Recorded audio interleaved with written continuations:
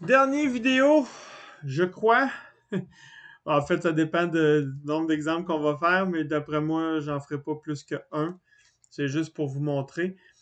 Donc, c'est quoi un faux compteur? Donc, c'est la partie N07.3. Première chose, l'étape de conception, faire le diagramme, montrer c'est quoi la séquence du compteur. Même si c'est un faux compteur, on montre la séquence du faux compteur.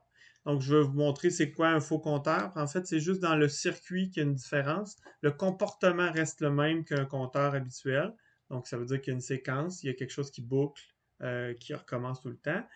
Il n'y a pas de prise de décision toujours. Mais on a tout simplement, c'est une façon de faire pour réduire, habituellement, on se sert de cette manière-là pour réduire le nombre de bascules utilisées. Donc, quand on est limité en ressources de bascules, on va faire ça. Ou si on veut quelque chose qui c'est facile à coder aussi, surtout en VHDL, à cette heure, c'est encore plus facile que ce l'était. Euh, donc, euh, donc, on fait quand même le diagramme d'état. Ensuite, on identifie le nombre d'états à différencier et déterminer le nombre de bits correspondant au nombre de bascules nécessaires pour effectuer le nombre de comptes requis. On associe la valeur de l'état à la valeur de sortie du compteur. Vous allez voir ça tantôt. Puis, en d'autres mots, on donne la table de vérité décrivant le décodeur de la sortie du faux compteur. On va y revenir. Première chose. Puis après ça, on écrit le process synchrone. Puis on écrit la logique combinatoire qui va s'associer avec ça. Donc, le process combinatoire ou un autre circuit combinatoire quelconque. Et ensuite, on fait le test avec un banc d'essai. Et voilà. Donc, les particularités, les sorties sont quasi synchrones, donc il y a un petit délai. Il possède un délai de propagation par rapport à la sortie des bascules du compteur. Puis les bits de compteur ne sont pas des bits de sortie.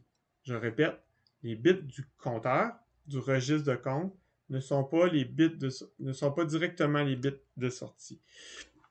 Donc, pourquoi? Ben, le petit dessin qui manque ici, je vais aller le faire au tableau. Donc, ça ressemble à ça, un compteur habituellement.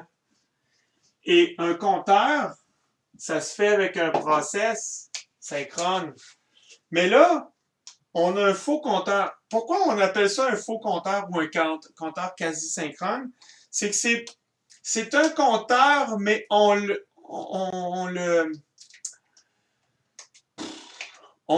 désynchronise la sortie ici, là. On vient faire un transcodeur. OK? Ou, moi, j'appelle souvent ça c'est un abus de langage, je devrais pas appeler ça de même.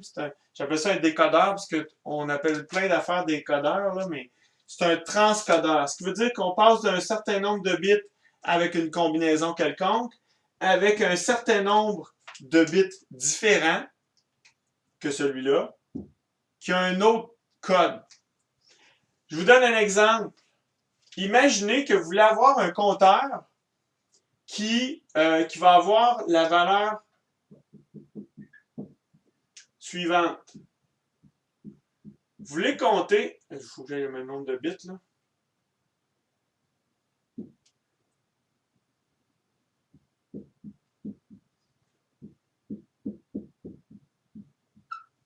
OK. Je veux compter ça. Je veux que ça fasse ça tout le temps. Touc, touc, touc, touc, touc, touc, touc, touc, touc, touc, touc, touc, touc, touc, touc. J'ai-tu besoin de faire un compteur qui va compter avec 8 bits? Ben non, je pourrais faire en sorte qu'il compte sur 2 bits. OK? Puis je vais me mettre un décodeur en logique combinatoire qui va me mettre ça sur 8 bits pour avoir les bonnes valeurs en fonction de ce que j'ai là. Fait que la table de vérité de ça serait 0, 0, 0, 1, 1, 0, 1, 1. Puis là, il va faire, le compteur va compter ça, mais la sortie va être ça. Fait que ça s'appelle un faux compteur ou un compteur quasi synchrone. Donc, j'ai mon compteur quand même, Mais la sortie que j'ai besoin pour mon compte, c'est ça. OK? Fait que je n'aurai pas besoin de 8 bascules. Je pourrais le faire en 8 bascules. Là, je ferai un vrai compteur full synchrone. Si j'ai besoin vraiment de la synchronicité, puis que c'est important que j'aille pas de logique combinatoire en sortie, ben là, je vais faire ça sur 8 bascules. Je vais faire ma séquence avec mon gros case à l'interne. Mais si j'ai pas besoin que ça soit full synchrone, je veux juste avoir des valeurs qui suivent, ben, je vais le faire comme ça. OK? Fait comment on fait pour faire un compteur quasi synchrone? Ben, allons-y. On va vous montrer ça. On va le faire, ce petit circuit-là. Je l'ai pondu, mais je l'ai pondu live là, mais je pense que ça vaut la peine que je vous le montre. Donc, pour continuer avec ce qu'il y a là, donc on voit bien que la topologie c'est, ça veut dire la structure d'un circuit d'un faux compteur, c'est ce que vous voyez là. Donc, il y a un compteur synchrone, un compteur, plus un transcodeur de sortie. OK? Vous pourrez aller voir ça dans le livre, là. Qu'est-ce qu'un transcodeur? Vous allez avoir plein d'exemples. En fait, vous n'avez codé plusieurs des transcodeurs. Quand on a un certain nombre d'entrées binaires, puis qu'on a une table de vérité avec plusieurs sorties, ben, on fabrique un transcodeur. Okay?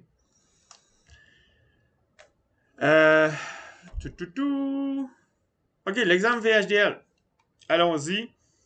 Je vais tout simplement passer à ici. On va faire une sauvegarde sous. Enregistrer sous.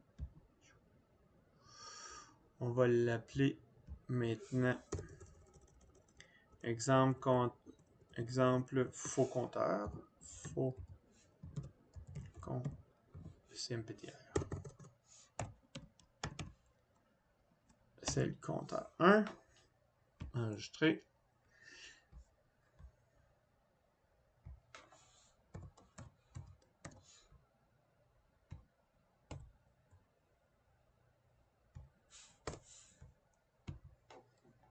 Copier.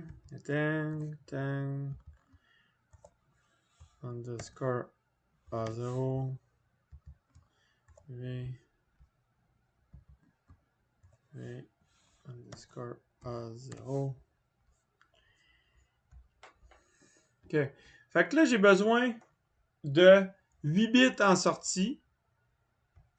OK. Set down to 0. Ma sortie que j'appelle compteur out, j'ai besoin de 8 bits en sortie. Par contre, mon compteur interne, lui, l'inverse, on a besoin de juste 2. 2, donc 1 down to 0. Puis je vais le partir à 0. Tatam. Voilà. Puis, par contre, ça, je ne pourrais pas utiliser ça tel quel. Il va falloir que j'utilise quelque chose d'autre. On verra ça tantôt. Je vais le mettre en commentaire pour l'instant. Par contre, je vais m'occuper de mon compteur. Le signal compteur, lui, je vais pouvoir tout simplement utiliser compteur plus 1. Donc, je vais dire compteur. Ça ne sera pas compliqué, vous allez voir. Assignation à compteur plus 1. That's it. J'ai pas besoin d'autre chose. Il va faire 0, 1, 2, 0, 1, 2, 3, 0, 1, 2, 3, 0, 1, 2, 3, 0, 1, 2, 3, sans arrêt. J'ai même pas besoin de dire de se resetter. Il est sur deux. J'ai une séquence de 4 valeurs différentes. Donc, je fais toutes les valeurs sur 2 bits. Mon compteur est sur 2 bits. Par contre, qu'est-ce qui se complexifie? Qu'est-ce qui se complexifie? C'est mon transcodeur, lui, il est plus complexe. Fait que là, je n'aurai pas le choix. Je vais aller voir mon aide-mémoire. Clac. Et là, je vais utiliser une assignation conditionnelle. Je peux utiliser un case, mais je peux aussi utiliser, moi j'aime bien utiliser ça ici, un with select. Regardez, c'est exactement ça que ça fait. Je fais un transcodeur en fonction d'une seule entrée dans ce transcodeur-là. L'entrée du transcodeur, c'est la sortie du compteur. Copier. On vient ici. Et là, je vais mettre ça ici. CTRL-V. Ah, shit. CTRL-Z. On va le taper au complet, ça va être moins long que de gosser. Donc, c'est with select. Donc, je vais écrire with, W-I-T-H. L'entrée, c'est mon compteur S. With compteur S, select. Puis là, si vous venez voir ici, ça me dit, bon, la sortie compteur out. Compteur out, assignation à quoi? Donc, ça fait, ça c'est le signal de sortie du transcodeur. Il va prendre les valeurs que j'ai besoin en fonction de la valeur de l'entrée du compteur. OK, allons-y. Donc, si je m'en vais voir au tableau ce que j'ai écrit, j'ai 0, 1, 1, 1, 0, machin truc, quand le compteur est à 0. Parfait. On va écrire ça. Ça donne